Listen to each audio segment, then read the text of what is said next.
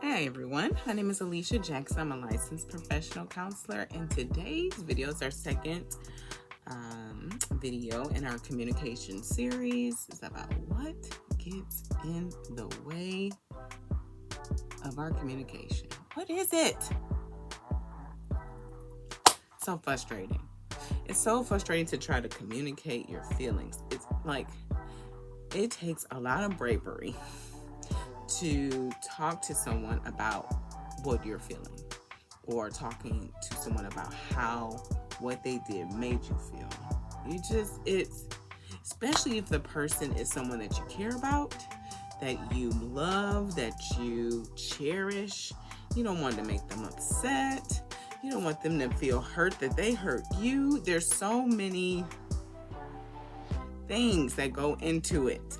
And then to do the work to communicate them like this, to communicate to the person, this is what's happening, and then it not go well, the frustration. So let's talk about it. I'm going to talk about 3 ways. There are 3 things that can get in the way of communication. I think we all know the first one. If we don't, we're about to find out. The first one that gets in the way of communication, healthy communication, defenses. Whew. I mean, defenses can really prevent you from hearing the person. So you probably have seen a meme or 2, or even heard people say to listen to hear the person, not to defend yourself or be right. So the language that I like to use is to unarm yourself in your communication and in your listening. So oftentimes someone is talking to you and they're saying what you did, because that's often when our defenses they rise up. What you did offended me, or what you believe is not correct. If we want to go, to where we are in this political world, then like our defense is just kind of like, what are you saying? And we just want to, you're wrong, right? Wrong. We want to hear them. We want to hear the person out.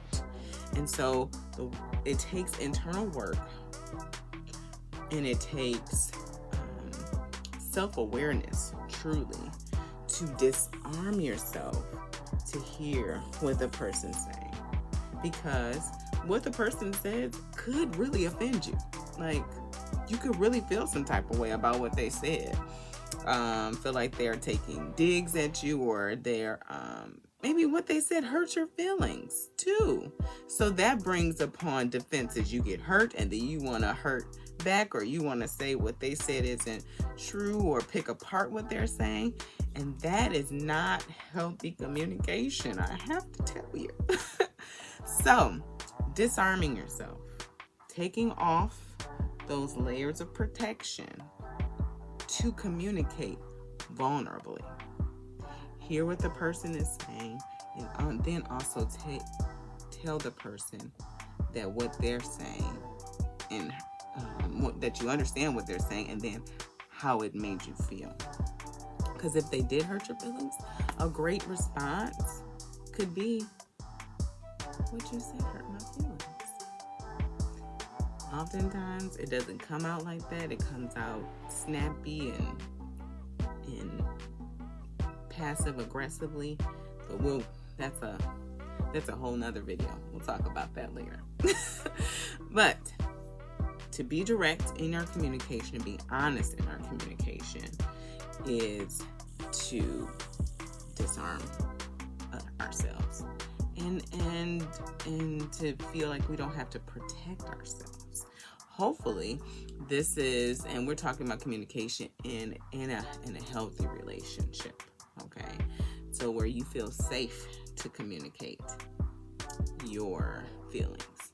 Now, if you do not feel safe to communicate your feelings, then that's some pondering and some processing that you might have to do. Okay. All right. So number 2, what the second thing that gets in the way of healthy communication? Assumptions. Woo. me tell you, I don't know.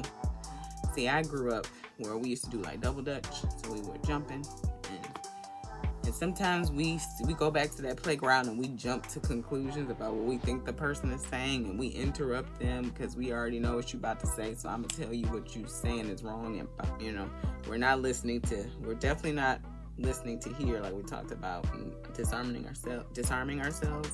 Like, we are making assumptions about what they're saying or even about their intent, and not truly listening and hearing the heart of the person to know what they're trying to communicate to us. We might feel they did X, Y, and Z because of B, and really they did X, Y, and Z because of M, and we're like, oh, I didn't think about that. And then that helps you to get clarity about why they're moving that way. Communication. We have to not make assumptions about that. We know why a person did something, and be curious enough, because oftentimes, truly, let me let you in on a little tidbit, okay? Just being 100% honest with you. Oftentimes, how a person responds to you or interacts with you has very little to do with you. It has everything to do with them. And so a lot of times I'm talking humans, just want to make sure I'm communicating correctly. We take on stuff and we make assumptions about how someone's showing up in our lives because of us, and it don't really have nothing to do with us. So we make assumptions about how people move and their intent and their interactions and their speech and all of that. And that gets in the way of healthy communication.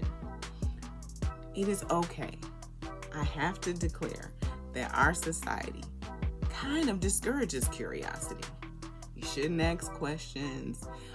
Curiosity kills the cat, all that type of stuff. And really, the best way to make sure that you're getting the clarity that you need is asking the questions, being curious, instead of assuming, like, I wonder why they did that. And then they'll tell you. Isn't that wonderful? Again, with the Coming to America. My bad. It's just inside me. It's been that way my whole life. So you're going to get it. Okay, so 2 things. We got defenses, disarming ourselves. Taking off that shield of protection, putting our sword down, putting our pistol and our rifle. We're going to put it down, and we're going to hear the person and what they're trying to communicate to us. And then communicate back vulnerably. 2, we're going to remove assumptions. We're going to act like we don't know everything, because we don't. And we're going to ask clarifying questions and lean into our curiosity. And if we are still asking questions and it's still blurry, ask more. Because what that does to that person, it lets them know that you're really trying to understand what they're saying, which is going to further validate what they're feeling and validate the relationship. Come on now. Whew. I'm excited. Okay, number 3. What gets in the way of healthy communication? Unmet needs. And this is kind of like dual. So we're going to dual this. Unmet needs. If a person is used to having their needs not met, they won't communicate them. It's like they don't want to be disappointed. They have been used to going through life alone. And so to ask someone for help or to say they need something from someone feels awkward, feels uncomfortable. So unmet needs really get in the way of communication because they're not communicated. And then the person is kind of left, the other person who's just bopping around thinking everything is fine. It gives them a false sense of where that other person is. They feel like they're okay, but they're not. And they have unmet needs. And so, my tip, or I guess my strategy for this, and this is complicated, is just for the other person to make sure, and this is the other person who's bopping around not knowing that their friend or their parent or their loved one or their partner has unmet needs, and they're just bopping around like boop, boop, everything's fine, to check in with that person and say, hey, I just want to make sure we're good. Do temperature checks. Temperature checks are always warranted. Now this is there's balance in this, right? We should not be doing, I don't like to say should. That's not a therapy. Like my therapist's friends, if they watch this, they'd be like, oh, she said should. That is not healthy to do like temperature checks like every day, or on a weekly basis. Like, we're good, everything good between us, just want to make sure. Because oftentimes what will happen is a person with an unmet need just goes along bopping around with their unmet need, and like it's stewing and it's brewing, and it's like, it's just like a good stew. The longer it cooks, like the more the juices start just being just like great, right? But it's not great when the person has an unmet need, because then they tend to kind of explode. They explode or even implode, and it's left the other person trying to understand, like, what went wrong here, and what is this in regards to? So having an unmet need and not communicating that can definitely get in the way of healthy communication in relationships. And then also, if there have been unmet needs that have not been addressed from, say, childhood, that can also get in the way of communication. Let me explain. We all carry our experiences with us, whether we know or not. And if we have not addressed those experiences that we carry with us, they can show up in our relationships, especially our vulnerable relationships, where maybe where we are, the word that we use a lot, triggered easily, or and the other person who in a relationship doesn't really understand, like, whoa, where's this coming from? I just forgot to take out the trash.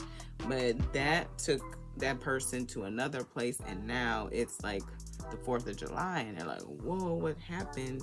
I don't understand, because there's some unmet needs that have not been addressed, and then have not been soothed and recognized and affirmed and witnessed, and so that shows up oftentimes in communication as well.